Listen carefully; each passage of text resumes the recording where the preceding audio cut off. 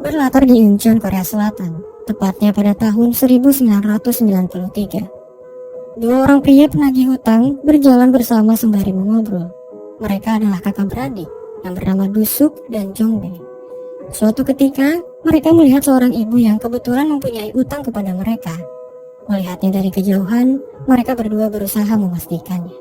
Berteriak di tengah keramaian, Dusuk menghentikan ibu dan anaknya yang hendak pergi melarikan diri. Dia adalah Myungja, peminjam uang yang sudah menunggak selama 2 bulan lamanya. Merasa sudah terpojok, Myungja beralasan bahwa suaminya belum lama meninggal dan keadaan ekonomi mereka sedang sulit. Dusuk yang tidak peduli dan terus membentak membuat putri kecil Myungja marah dan mencubit tuannya. Dusuk berusaha tetap sabar dan meminta jaminan kepada Myungja agar dia tidak melarikan diri lagi. Dengan mata yang berkaca-kaca, Myungja berkata bahwa dia tidak punya apa-apa untuk dijaminkan. Dusuk yang kesal mengais putri kecilnya itu dan menjadikannya jaminan. Dia berjanji akan merawatnya dengan baik dan memberikan waktu 1 hari kepada Myungja untuk menyiapkan uangnya. Anak kecil itu terus menangis walau sudah diberikan jajanan dan hadiah gantungan kunci. Dusuk terpaksa melakukan semua ini karena dia percaya bahwa seorang ibu akan melakukan apapun untuk anaknya. Namun, keadaan ternyata tidak semudah itu. Myungja berusaha meminjam uang dari tempat lain, namun sayang, dia ditolak mentah-mentah. Jumlah uang yang dia pinjam tidak terlalu besar, hanya 750 ribuan.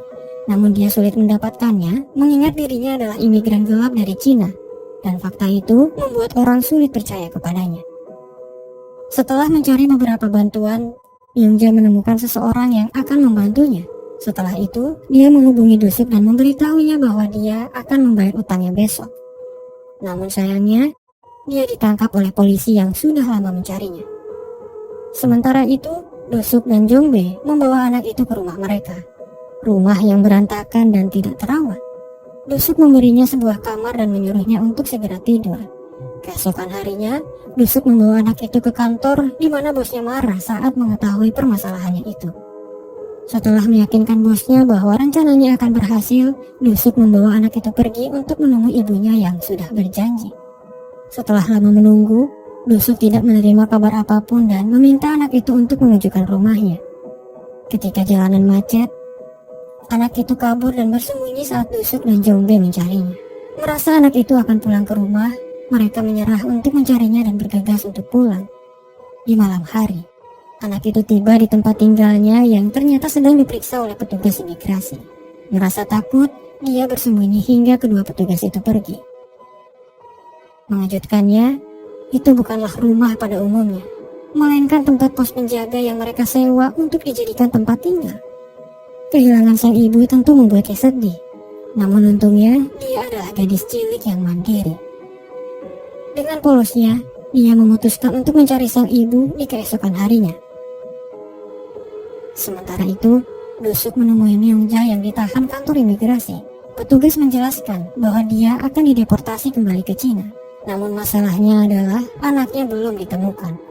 Dusuk terkejut dan dia terpaksa berbohong kepada Myungja saat dia berkata bahwa anaknya baik-baik saja.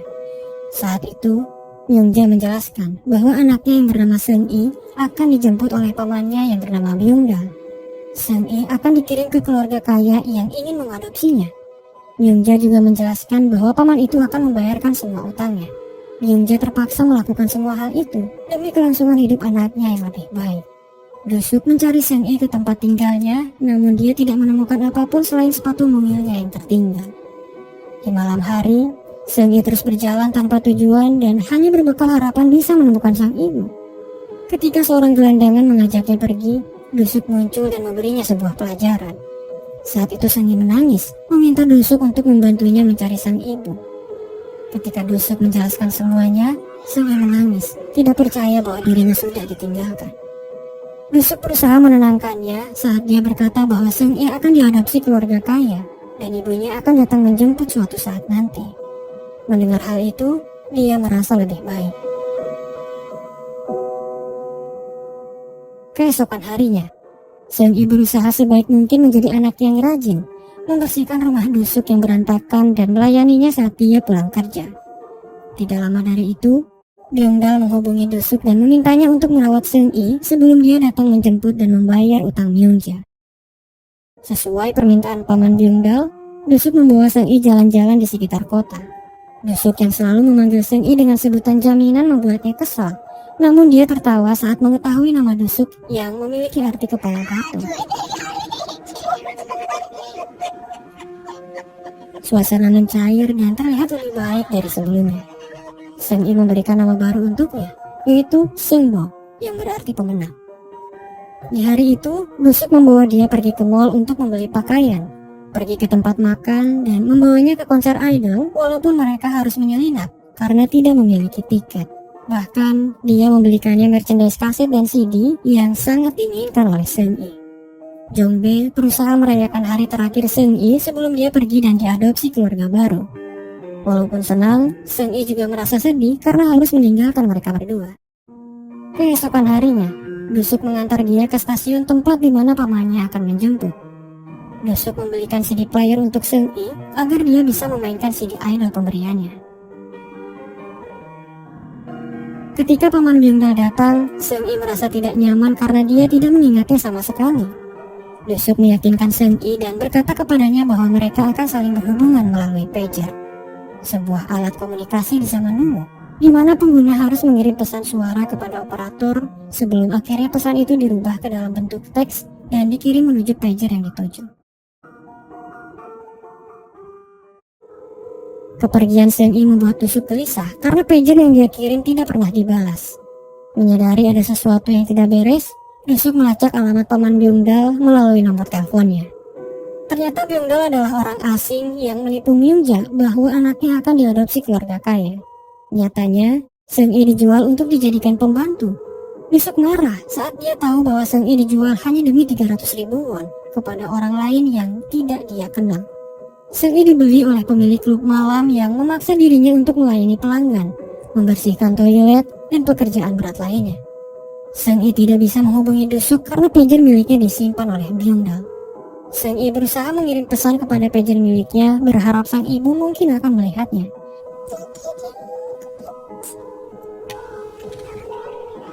Suatu ketika, Seung-i terluka saat pria mabuk melemparkan gelasnya. Serpihan kaca mengenai pipinya dan membuatnya terluka cukup parah. Alih-alih dibawa ke rumah sakit, Seung-i hanya diberi obat luka biasa. Dusuk membawa kembali barang-barang Seung-i yang disimpan Byungdal. Dia menemukan pager Seung-i ada di dalam tasnya. Menyadari Seung-i mengirim pesan ke pager tersebut, Dusuk segera membalasnya dan memberikan nomor teleponnya. Setelah lama menunggu, Dusuk menerima telepon dengan suara tangis yang meminta tolong kepadanya. Dusuk meminta alamat klub malam tersebut dan segera mendatanginya dengan marah. Setibanya di sana, Dusuk segera melepaskan Seung-i yang terkunci di dalam rumah, memecahkan kacanya dan membawanya pulang. Pemilik klub yang menyadari hal itu marah, merasa sesuatu miliknya telah diambil. Dusuk memarahinya kembali saat dia bertanya berapa harga untuk menebus Seung-i. Wanita itu meminta tebusan 4 juta won. Walaupun Dusuk tahu Seung-i tidak dibeli semahal itu, dia tidak menawar karena dia tahu Seung-i sangatlah berharga untuknya. Keesokan harinya, Dusuk menjual mobilnya untuk membayar tebusan Seung-i. Setelah itu dia membawanya ke rumah sakit untuk diobati. Dokter menyarankan bahwa Seung-i harus menjalani operasi khusus agar lukanya tidak membekas. Walaupun harganya sangat mahal, Dusuk tetap melakukannya demi masa depan Seung-i. Keesokan harinya, Dusuk mendaftarkan dia ke sekolah. Namun, sekolah tidak bisa menerimanya karena dia adalah imigran gelap. Satu-satunya cara agar dia bisa diterima adalah Dusuk harus mengadopsinya sebagai anak. Seung-i menangis, dia tidak mau Dusuk menjadi ayah barunya. Mengetahui hal itu, Jongbe menasihati Seung-i dan berkata kepadanya bahwa itu hanya berpura-pura. Seung-i hanya takut sang ibu akan membenci dirinya. Namun Jongbe berjanji akan menjelaskannya kepada sang ibu suatu saat nanti. Seung-i yang malang tidak tahu bahwa sang ibu sebenarnya tidak akan pernah kembali kepadanya. Akhirnya, Dusuk mengangkat dia sebagai anak dan merawatnya selayaknya orang tua. Dia menyekolahkannya, memberinya bekal makan, dan mendidiknya dengan baik hingga dia tumbuh menjadi sosok remaja yang cantik. Suatu ketika, Myungja kembali ke Korea. Dia datang ke sekolah Seung-i bermaksud untuk memeriksa keadaan putrinya itu. Saat melihatnya dari kejauhan, Myungja terkejut karena ternyata Dusuk yang telah merawat putrinya selama ini. Merasa keadaannya baik-baik saja, dia memutuskan untuk tidak ikut campur lagi. Singkat cerita, Seung-i menjadi mahasiswa di salah satu universitas ternama. Sebagai ayah, Dusuk selalu mencemaskan dia jika pulang terlambat. Bahkan dia memarahi pria yang membantunya pulang saat mabuk. Dusuk tidak mau putri kesayangannya itu dimiliki orang yang tidak pantas. Seperti ayah pada umumnya, Dusuk menanyai pria yang menjadi pacar Seung-i saat itu. Menyadari kualifikasinya sangat bagus, Jongbe menyarankan Dusuk untuk tidak khawatir dan menerimanya. Tidak lama dari itu, nenek dari Seung-i menelpon Dusuk, memberitahunya bahwa keadaan Myungja sedang kritis. Myungja berpesan bahwa dia sangat ingin menemui putrinya itu. Setibanya di Cina, Seung-i tidak tahu harus merespon keadaan itu seperti apa. Karena sudah belasan tahun dia tidak pernah melihat ibunya lagi. Setelah berjalan menyusuri jalan setapak, Dusuk dan Seung-i tiba di rumah sederhana, tempat di mana ibu dan neneknya tinggal. Setelah sekian lamanya tidak berjumpa, Seung-i akhirnya bertemu dengan sang ibu. Mereka berdua menangis saling melepaskan kerinduannya. Setelah itu, Myungja bersujud di hadapan Dusuk karena dia tidak tahu harus membalas kebaikan itu dengan apa. Dia sangat bersyukur putrinya sudah dirawat dengan baik. Setelah meminta maaf atas semua permasalahan yang dia berikan, Myungja meminta bantuan Dusuk untuk yang terakhir kalinya. Dia tahu bahwa dirinya sudah keterlaluan, namun dia merasa harus memberitahu kebenarannya bahwa ayah Seung-i ternyata masih hidup.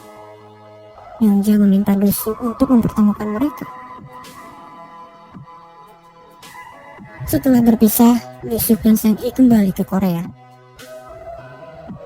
Di pagi hari, Seung-i melihat sepatu Dusuk yang sudah lama dan hampir rusak. Seung-i pergi bekerja paruh waktu, bermaksud untuk mencari uang dan membelikan sepatu baru untuk Dusuk. Sementara itu, Dusuk terus mencari keberadaan ayah kandung Seung-i walaupun dia merasa tidak sehat.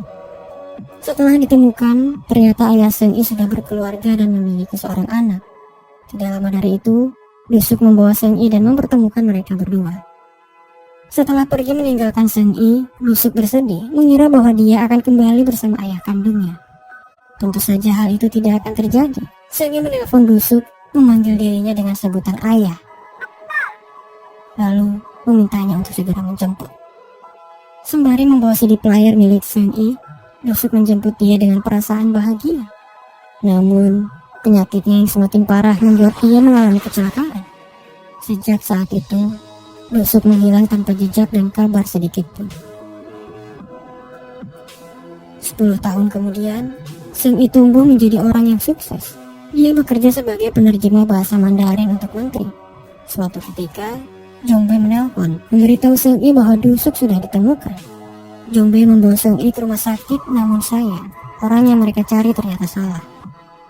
Ketika mereka pulang, Seung-i teringat sesuatu bahwa Dusuk bisa saja menggunakan nama Seungbo sebagai identitasnya. Nama yang pernah dia berikan saat masih kecil. Setelah mencoba melacaknya, Seungbo yang mereka maksud berada di rumah rawat daerah Yongin.